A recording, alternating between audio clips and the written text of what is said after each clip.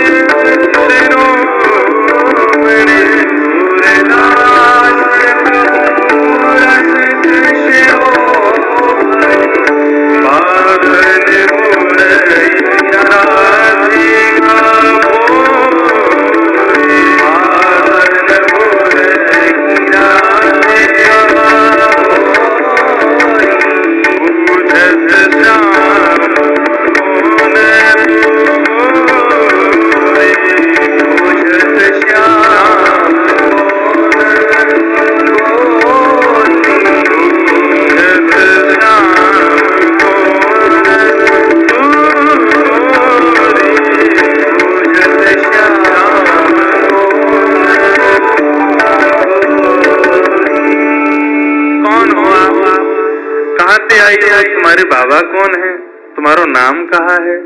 मैंने कभी ब्रज में तो देखो ना। किशोरी जी बोली हम ब्रज में आके करेंगे भी कहा, हमारे बाबा ने इतना बड़ो भवन बना रखो, हम तो वहीं खेलें। वो तो आज हम खेलते खेलते आ गए और ब्रज में आवे में तो हमें डर लगे, यहाँ तो एक चोर रहे, हमारी मैया बाबा बता में उस सवन की चोरी कर ले, हमारे हम डर के मारे आम ही ना है। ठाकुर जी बोले मैंने कहा चुरा लियो तुम्हारो। किशोरी जी बोली मुंह को लगे तुम ही वो चोर हो। ठाकुर जी बोले तो मैंने कुछ चुराया तुम्हारो? न चुराया तो कछु ना है, तो फिर आप ऐसा क्यों सोच रही हो कि मैं चोर हूं? और बल्कि एक बात कहूं, मेरी और तुम्हारी जोड़ी तो जच और रही है। देखो तुम गोरी गोरी, मैं सांवरो सो, बढ़िया लगेंगे, संग में रहेंगे, तो चलो खेलवे चलो हमारे संग। सूरदास प्रभु रसिक शिरोमणि, ऐसे रसिकन के शिरोमणि है ठाकुर जी। बात पटुता तो इतनी बढ़िया उनके पास में, ऐसे मना ले बातनी मोरई राधिका भोरी, भोरी से राधिका रानी को उनने अपनी बातन में फंसाए लियो। और पहले ही मिलन में किशोरी जी को हाथ पकड़ करके अपने संग खिलावे ले गए ठाकुर जी। प्रथम मिलन को ये भाव श्री सूरदास जी वर्णन कर रहे हैं। बंधु, श्रीमद् भागवत का एक भाव सुनो। वैसे तो यहाँ पे सब श्री राधा दास ही बैठे हैं, लेकिन जिनको कृष्ण विरह व्याप्त है उनके लिए श्रीमद् भागवत में एक सूत्र बताया कि तुम्हारी भक्ति कभी इतनी प्रबल हो जाए, इतनी श्रेष्ठ हो जाए कि तुमको कृष्ण विरह होने लग जाए, ठाकुर जी के विरह में नेत्रों से आंसू ना रुके, ऐसी स्थिति यदि तुम्हारी हो जाए तो उस समय तुमको क्या करना चाहिए? ठाकुर जी तो बड़े नटखट है, सामने प्रकट होंगे ना। तो ये कथा भागवत में ऐसी बताई गई कि जब ठाकुर जी अपनी लीला संवरण करके गए, तब भगवान 16,100 पटरानियों को द्वारिका में छोड़ गए, 8 पत्नियों को अपने संग ले गए। उन 16,100 पटरानियों को अपने संग लेकर के भगवान के परपौत्र वज्रनाभ लेकर के वृंदावन आ गए थे। बहुत ध्यान से सुनिएगा। वृंदावन पधारे भैरव, बहुत ध्यान से।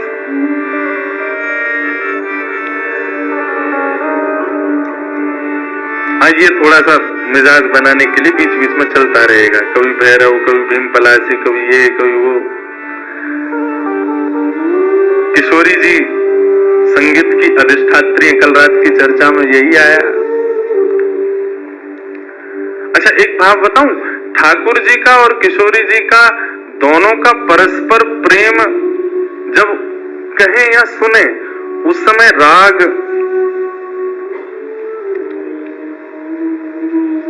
पीलू यदि सुना जाए, ठाकुर जी के परस्पर प्रेम का भाव प्रकट होता है, पीलू राग। कल के विषय में उसको रखेंगे, आप देखिएगा। ठाकुर जी का जब परस्पर प्रेम किशोरी जी के संग होता है, उस समय मानो ऐसा लगता है कि वेणु राव कोई और नहीं, श्याम सुंदरी कर रहे हैं। अन्यत्र कोई भी वाद्य बज रहा है तो ऐसा लगेगा मानो साक्षात किशोरी जी बजा रही हैं। ये मेरा अनुभव है व्यासपीठ का। जब श्यामा श्याम के परस्पर प्रेम का वैसे तो भाव मैं कहता नहीं, क्योंकि अनधिकारी लोग हैं, सबके मध्य क्या कहना, लेकिन कभी यदि भाव आता और प्रकट होने लग जाता है तो उस समय यदि पीलू भाव हो तो सच में ऐसा नहीं लगता वंशी वाले भैया बजा रहे हैं, ऐसा लग रहा है श्याम सुंदर बजा रहे हैं। वैन जो बजता है तो ऐसा लगता है कि मानो स्वयं से किशोरी जी बजा रही हैं। उन्हीं के दोनों भाव से ये सब संगीत प्रकट हो रहा है। तो ये संगीत तो माध्यम है, इसी से ही दोनों का परस्पर प्रेम प्रकट हो। बहुत ध्यान से सुनना। तो वज्रनाभ जब भगवान की 16,100 पटरानियों को लेकर के वृंदावन आए, कृष्ण पटरानियां विरह में रहती हैं श्याम सुंदर के, इतना स्मरण करती हैं कि उनको दिन रात केवल ठाकुर जी का ही स्मरण होता है। कहाँ है श्याम सुंदर, कैसे है श्याम सुंदर। एक दिन वृंदावन वृंदावन में विचरण करती हुई समस्त कृष्ण पटरानियां यमुना पुलिन पर पहुंची और बहती हुई कलकल निनाद करती हुई उस यमुना का जब दर्शन करती हैं, तब यमुना जी से कहती हैं, हे यमुना, हम कृष्ण पटरानियां हैं, हमको इतना विरह व्याप्त है, हमको इतना कष्ट हो रहा है, तुम भी कृष्ण पटरानी हो, तो तुम इतना कलकल करके और इतने आनंद में प्रवाह कैसे कर रही हो? तुमको शोक क्यों नहीं हो रहा? तुमको कष्ट क्यों नहीं हो रहा? क्या तुमको कृष्ण स्मृति नहीं होती? कृष्ण विरह तुमको नहीं होता? तब यमुना जी प्रकट हो गई और यमुना जी प्रकट होकर के उन समस्त कृष्ण पटरानियों से कहती हैं, क्या बात है, क्या कहना चाहती हो? बोले, हम बस ये कहना चाहती हैं, ये जो कृष्ण विरह है, ये प्रत्येक दिन हमें होकर के मानो ऐसा लगता है हमारे प्राण निकल जाए, लेकिन प्राण निकल भी नहीं पाते हैं। हमारी स्थिति अवर्णनीय है, हम उसका वर्णन नहीं कर सकते। तुमको प्रसन्नता में बहते देख हमारे मन में ये प्रश्न उठ रहा है कि तुमको कृष्ण विरह क्यों नहीं है, तुम बताओ ना। तब यमुना जी कहती, मुझे भी हुआ था कृष्ण विरह तुम्हारी तरह, संपूर्ण यमुना सूख गई थी वृंदावन में, लेकिन मुझे इस पृथ्वी पर लाने के लिए कृष्ण ठाकुर जी से प्रार्थना की थी किशोरी जी ने। यत्र वृंदावनम नास्ति यत्र नो यमुना नदी, यत्र गोवर्धनम नास्ति तत्र नो रमते मनः। ठाकुर जी ने जब किशोरी जी से कहा कि ब्रजमंडल में चलना है, लीला करनी है, किशोरी जी बोली, जहां वृंदावन नहीं, यमुना नहीं, गोवर्धन, वहां मैं नहीं जा सकती। यदि आप चाहते हैं कि मैं ब्रज में चलूं तो इनको पहले लेकर के चलो। तो गोलोक धाम से ही तीनों का प्रादुर्भाव ब्रज में करवाया। जब कृष्ण अपनी लीला पूरी करके जाने लगे, उस समय मैं सूख चुकी थी उनके विरह में। तब किशोरी जी ने आकर के मुझे प्रेम प्रदान किया और किशोरी जी के भाव में, किशोरी जी के दर्शन में, किशोरी जी के रूप में सदा कृष्ण रूप दिखता ही है, वो छुपा हुआ रहता है, वो दिखाई नहीं देता। लेकिन यदि कोई निरंतर किशोरी जी का दर्शन करे तो ऐसा ही लगेगा कि मानो श्याम सुंदर सामने बैठे हो, और श्याम सुंदर का निरंतर दर्शन करे तो ऐसा लगेगा मानो किशोरी जी बैठी हो। यदि किसी ने ऐसा दर्शन नहीं किया कि श्याम सुंदर में किशोरी जी दिखे और किशोरी जी में श्याम सुंदर दिखे, तो मानो उसने भी दर्शन ही नहीं किया है। यदि वो श्याम सुंदर को केवल श्याम सुंदर समझ करके चला जाता है तो उसके नेत्रों का ये सबसे बड़ा विफलता है कि उसने किशोरी जी नहीं देख पाया वो ठाकुर जी के रूप में। भागवत में श्री यमुना जी कहती है, भागवत में 2 महात्मा, दूसरे महात्मा में श्री यमुना जी कहती है, यदि तुम्हें कृष्ण विरह से बचना है तो आत्मा रामस्य कृष्णस्य ध्रुवमास्ति राधिका तस्य दासप्रभावेन विरहोस्मान् संस्पृशे। आत्मा रामस्य कृष्णस्य, हमारी आत्मा कौन है? हमारी आत्मा कृष्ण है। और कृष्ण की कौन है? ध्रुवमात्मास्ति राधिका, कृष्ण की आत्मा है राधिका। हमारा शरीर में 10 नौकर दिए ठाकुर जी ने हमको, आंख, नाक, जीभ, कान, हाथ, पैर, गुप्त इंद्रियां आदि, ये 10 नौकर हैं। परंतु आप कभी चिंतन करो, ये 10 के 10 नौकर सेवा किसकी करते हैं? आत्मा की।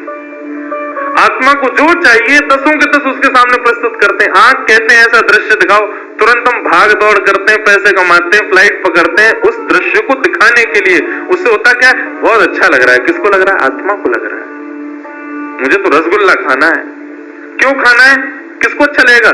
जीभ पर कितनी देर रसगुल्ला टिकता है? ज्यादा से ज्यादा 1 मिनट। उसके बाद वो सुख किसके पास जाता है? आत्मा के पास। गर्मी हो रही है, एसी चलाओ, त्वचा पर एसी का स्पर्श होता है, लेकिन प्रसन्नता किसको होती है? आत्मा को। हमारी प्रत्येक इंद्रिय का कर्म प्रसन्न करता है आत्मा को, और वो आत्मा किसकी प्राप्ति करती है? कृष्ण की। तो सोचो वो कृष्ण की आत्मा कौन है? उन कृष्ण की आत्मा राधा है।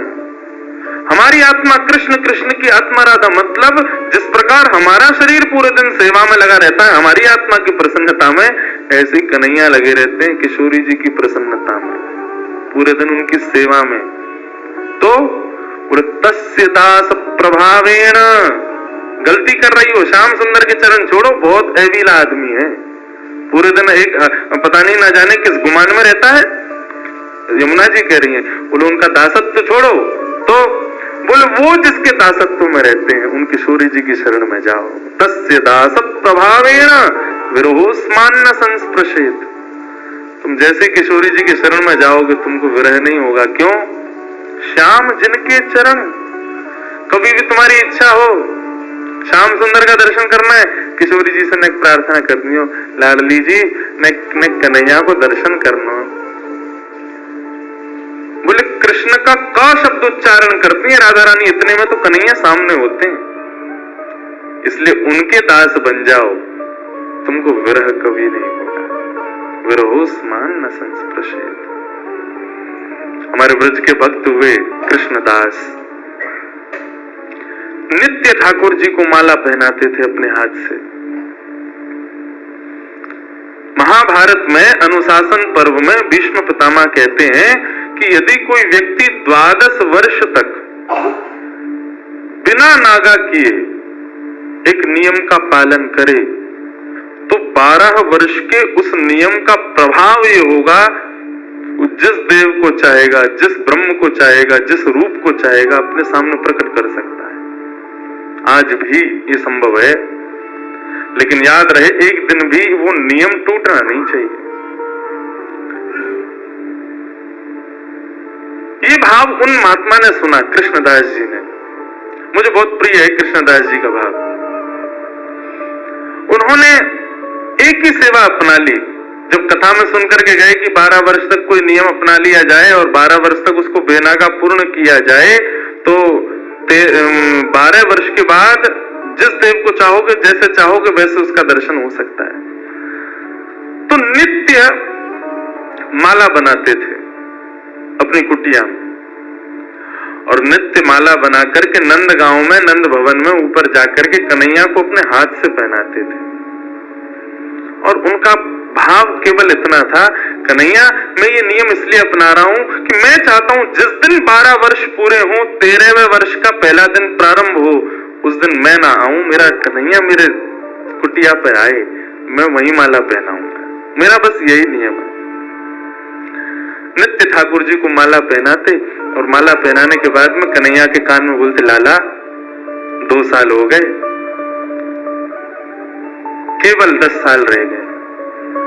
माला पहनाते, कन्हैया केवल 5 वर्ष रह गए, कन्हैया अब केवल 1 ही वर्ष रह गया, कन्हैया अब तो 6 ही महीना रह गए, कन्हैया अब तो 15 दिन रह गए, अब तो नाचते हुए जाते हैं माला लेकर के, कन्हैया अब तो 1 ही हफ्ता रह गो। रोज माला पहना, में गर्मी पड़े, सर्दी हो, वर्षा हो, खांसी हो, जुकाम हो, बुखार हो, नहीं छोड़ते थे अपना नियम।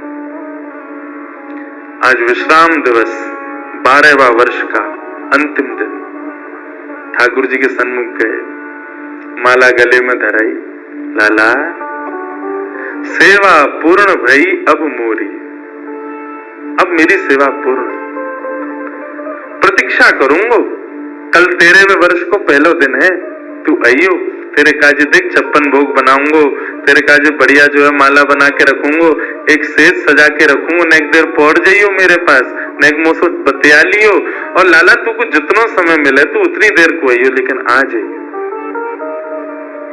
और प्रणाम करके उल्टे पांव जा रहे हैं। बोले कि इसका मतलब क्या है? बोले अब कल मैं आऊंगा नहीं, और लाला तू नहीं आया हो ना तो जीवन में भूल जाइयो कि मैं कभी आऊंगा। नंदगाम में और नंद भवन में ये मेरा अंतिम प्रवेश है। और प्रणाम करके दिल्ली को चले गए। 56 भोग सजाए, दुनिया भर की सामग्री बनाई, सुंदर सुंदर माला तैयार करी, एक कन्हैया की, बाकी के सबरे ग्वाल वालन की। बोले बछड़ा बछिया आवेंगे संग में, उनको माला पहनाऊंगा, उनके का जो भंडारो है उनके काज भी 56 भोग सजाऊंगा। सबके लिए सब तैयार किया। 13वें वर्ष का जब पहला दिन प्रारंभ हुआ, सुबह से ही राह तक रहे, कन्हैया आ रहे होगो, श्याम सुंदर आ रहे होगो, नंद नंदन आ रहे होगो। अभी श्रृंगार को समय भयो है, धूप की छांव से पता कर लेते हैं कि अभी कौन सा समय चल रहा है। अभी श्रृंगार को समय भयो होगो, अरे लाला व्यस्त होगो, श्रृंगार करके और फिर बाकी बाद प्रसाद पाके फिर आवेगो। अभी भी नहीं आए हो, कोई बात न, राजभोग पाके आवेगो, गैया चराते हुए चुपके से आ जाएगो मेरे पास। अपने मन को सांत्वना दे रहे हैं। दोपहर का समय हुआ, सूर्य बिल्कुल ऊपर, राजभोग का समय चल रहा है। कन्हैया आ रहे हो, बार बार जामे गुलाब जल लेकर के और छींटे मार करके आ जामे। थोड़ी देर में धूप के ताप से गुलाब जल से वो पृथ्वी फिर से सूख जाती। ठाकुर जी नहीं आए। गैया चरा के दूर चलोगे होगो, शाम को आवेगो, लौटते समय आ जाएगो, 4 बजे आ जाएगो। सूर्य अस्ताचल को जा रहा है, वो प्रतीक्षा कर रहे हैं। कन्हैया आ रहे होगो, गुलाब जल को छींटा करें, बार बार माला पे जल छिड़क दें, कहीं कोई मक्खी बैठ नहीं जावे, 56 भोग पे वाको विचार करें और फिर देखने लगे कन्हैया आ रहे होगो। नहीं आए शाम सुंदर। कोई बात ना, शाम को ओलाई करवा करके और फिर रात्रि को प्रसाद पाके कन्हैया फिर आवेगो। तब भी नहीं आए। शयन का समय हो गया, बाबा एक तक बस बैठे हैं, कन्हैया आ रहे होगो। है सके नंदरानी यशोदा नंद बाबा को शयन करवा के आवेगो। रात्रि हो गई, नहीं आए ठाकुर। कृष्णदास जी मुस्कुराने लगे। 12 साल से एक तक बिना नागा किए अपने नियम में लगा हूं। आज तक कुछ नहीं मांगा कन्हैया से, केवल ये मांगा कि मेरी कुटिया पे आ जाइयो, मेरे हाथन से माला पहने वामू श्रम हेरोया को। तुरंत अपने 56 भोग को पूरा एक पोटला बनायो, माला उठाई, सब सामान वहां से तुरंत धर लियो और कुटिया में तालो लगा करके बाबा निकल गए नंदगांव से। बोले जीवन में नहीं आऊंगा, मेरे जीवन का सबसे बड़ा अपराध है कि मैंने 12 साल या कन्हैया को दे दिए या श्याम सुंदर को दे दिए। अरे काय बात को श्याम सुंदर, काय बात को कन्हैया, काय बात को दयालु। एक भक्त की एक मनोकामना ना पूरी कर सके, ना रहना हो भी यहाँ पे। जैसी जाने लगे तो मार्ग में गायों का झुंड जा रहा था। जैसे उस झुंड में प्रवेश करने लगे, सोचते हुए जा रहे हैं, कुछ विचार नहीं हो रहा है। जैसे भीतर प्रवेश करने लगे, इतने में ही एक ग्वारिया आया और ग्वारिया ने आकर के हाथ पकड़ो, बाबा बाबा बाबा गैया चढ़ जाएंगी ऊपर। पीछे मुड़ करके देखो तो नन्नो सो एक बालक, ऊंची धोती पहनी, सिर पर स्वाफा पहनो हुए है और एक लठिया को अपने कंधा पे लगा करके वापस दोनों हाथन को टांग करके और बाबा के पास आयो है। बाबा गैया चढ़ जाएंगी, अभी मत जाओ, गैयान को जान दो पहले। बाबा बोले कौन की गैया है ये? बोले नंद बाबा की गैया है। कितनी गैया और हैं? बोले अभी बाबा बहुत है। कितना समय लगेगा? बोले बाबा अभी समय लगेगा, इन्हें सबने जान दो, फिर तुम चले जाइयो, तब तक यहाँ बैठ जाओ, आ जाओ, नहीं मुझे बतिया लो। बाबा बैठ गए, पूछने लगे कहाँ से हो, क्या हो, कैसे, कहा, सब बात चलने लगी। बोले वो सब बात बताऊं, बाबा ये बताओ यहाँ में तो देसी घी की सुगंध आ रही है, या मैं कहा धरो भीतर। बोले अब कहा बताऊं तो को, ये छलिया माखन चोर ऊपर बैठो का कपटी 1 नंबर को, या के काज 56 भोग बनायो, आयो नहीं, जा रहा हूं छोड़ छाड़ के। बाबा तो फिर या को का करोगे? बोले अब का करूंगा, नेक दूर जाके मैं खा लूंगा। बोले नेक दूर जाके का खाओ, यहीं खा लो, नेक नेक मुंह को दे दियो। बाबा बोले हाँ ठीक है, चल यहीं खा लें। पोटली खोल करके सब निकाल के सामग्री और बाबा ने कही ले तू भी ले ले। बाबा मेरे हाथन में गोबर लग रहा है, गंदे हरे धोवे जानो पड़ेगा, कहां से जल लाऊंगा? तो कैसे होगी? बोले आप खवाए दो ना अपने हाथ से। बाबा बोले अच्छा, ऐसे ही तेरो स्वामी ऐसी सबरे काम के वो सेवा करवावे, तुम वो सेवा करवा लो। जान भी प्रेम से ना दे रहे मुंह को, अब वो अपनी सेवा करवावे वो, पूरा गांव ही 100 है। बाबा एक स्वयं पामे और प्रभा सेवा ग्वारिया को पवा में, फिर स्वयं पावे, फिर ग्वारिया को पवा में। पवाते पवाते पवाते बाबा ने जैसी ग्वारिया को देखो नेत्र लाल पड़ गए, नेत्रों से सुधार बह रही है। बोले अब रो काहे को रोए? बोले मैं यहाँ मारे रो रहा हूं बाबा, तुमने आज माला ना धराई मुंह को। बाबा ने कहा कौन है तुम? इतने में ठाकुर जी खड़े भये, श्याम स्वरूप प्रकट भयो, मोर मुकुट प्रकट भयो, लकुटी प्रकट भई, वंशी प्रकट भई। ठाकुर जी को सर्वांगन स्वरूप प्रकट है गयो और प्रकट है करके बाबा को दर्शन देने लगे। बाबा मैं आ गए हो, प्रसाद पा लियो, ले माला पहना मुंह को। आज मेरो पूरे दिन मन न लगो, क्योंकि 12 साल से रोज तेरे हाथन की बनी माला नित्य मेरे अंग को स्पर्श करती। मुंह को ऐसा ना लगता कि माला स्पर्श कर रही है, मुंह को लगती कि मेरो कृष्णदास मुंह से लिपटो गयो है। आज पूरे दिन व्याकुल रहो बाबा में, मुंह को जल्दी अपनी माला पहना और तू माला पहना के आज मेरो आलिंगन कर ले। कृष्णदास क्रोध में देख रहे हैं, नहीं पहनाऊंगा, आज नहीं पहनाऊंगा, आज ये माला किसी और के गले में जाएगी। ठाकुर जी बोले कौन के गले में? बोले मैं यह विचार कर रहा हूं कि मैंने बरसानो जावे को मन बनाया तो कन्हैया प्रकट है गयो। यदि ये माला जाकर के किशोरी जी को ही धरा दूंगा और वहीं जाकर के उनके चरणन में ही रहूंगा, जहां जावे की इच्छा मात्र से कन्हैया प्रकट है गयो। यदि वहीं निवास करूंगा तो कन्हैया तो रोज आवेगा। ठाकुर जी हाथ पकड़े, पांव पकड़े। कृष्णदास बोले अब ना रुकूंगा, अब तो किशोरी जी के चरणन में जाके रुकूंगा। सीधे दौड़े, पीछे पीछे ठाकुर जी दौड़ रहे, अरे बाबा रुक जा, अरे नेक रुक जा, मेरी सुन तो ले। बोले जो कहनी है मां अदालत में आके पेशी करी हो, अब तो मैं वहीं रहूंगा। दौड़ करके गए और जाकर के सबसे पहले अपना नाम बदलो, अब ते मैं राधा दास। किशोरी जी के चरणन में जाकर के माला धरा दी और जैसे प्रणाम करके किशोरी जी को देखो है तो वही किशोरी जी में श्याम सुंदर, वही श्याम सुंदर में किशोरी जी, ऐसा भाव उनके सामने प्रकट है गया। कहने को अभिप्राय भागवत भी इस बात को स्वीकार करे कि तस्य भाव प्रभावेण विरहो स्मान न संस्पृशेत। यदि किशोरी जी की शरण ले ली जाए तो ये श्याम सुंदर कभी कोई विरह ना दे सके। ये श्याम सुंदर नित्य किशोरी जी के ही हैं, उन्हीं के।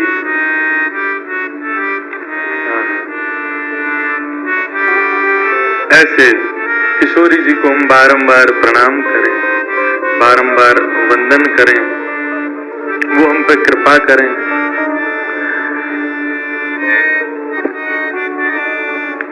तो हम लोग सुन रहे कि किशोरी जी और ठाकुर जी को प्रथम मिलन भयो और प्रथम मिलन के बाद थोड़ी देर क्रीड़ा करी। क्रीड़ा करने के बाद श्याम सुंदर बोले हे लाडली जू, आप कभी हमारे निवास पर पधारो। किशोरी जी बोली हाँ एक दिन जरूर आऊंगी, का उतना अवकाश भयो। तो अब दोनों जा रही हैं वहां से। श्याम सुंदर अपने घर को जा रहे हैं और किशोरी जी अपने घर को जा रही हैं, लेकिन एक दूसरे के रूप माधुरी पर ऐसे मोहित भये हैं कि जा तो रहे हैं कुंजन में, लेकिन एक दूसरे को देखते देखते देखते देखते आगे एक कुंज ऐसी आवे, दोनों फिर से मिल जावे। अरे हम तो फिर से यहीं आ गए, आप सुनो, आप वहां से जाओ, पल्लंक में आते जाऊंगा।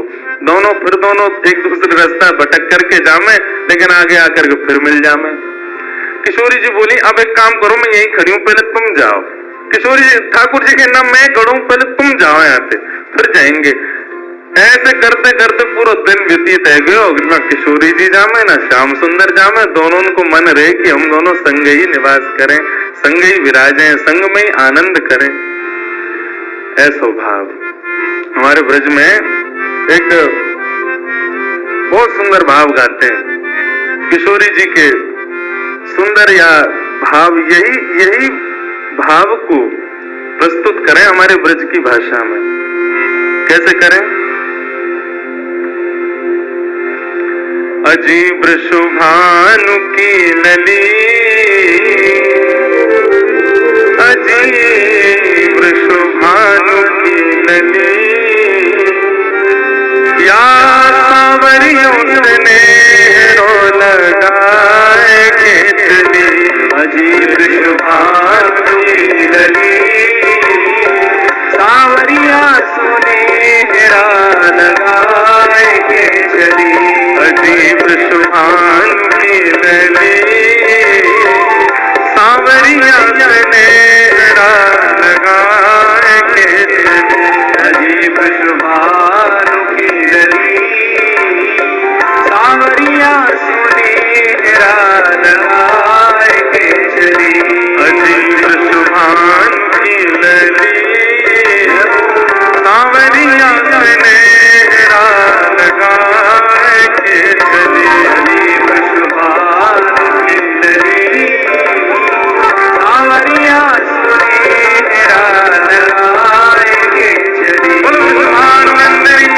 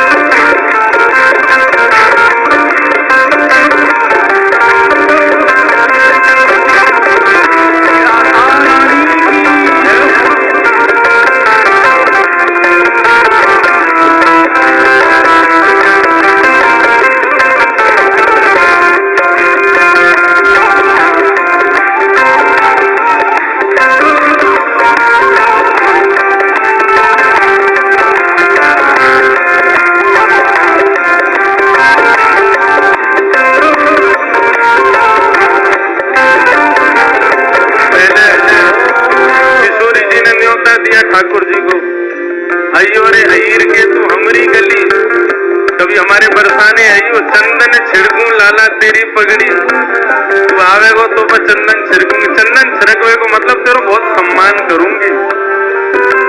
ठाकुर जी बोले नेक सी और देख गुमान कैसो करे, बातन ने कैसी बोले पटक पटक के अपने मुंह में से, नैनो नैनो कजरा मुख भरो पान, नैनो नैनो कजरा मुख भरो पान। ये विचार करके कितना सुख मिलता है।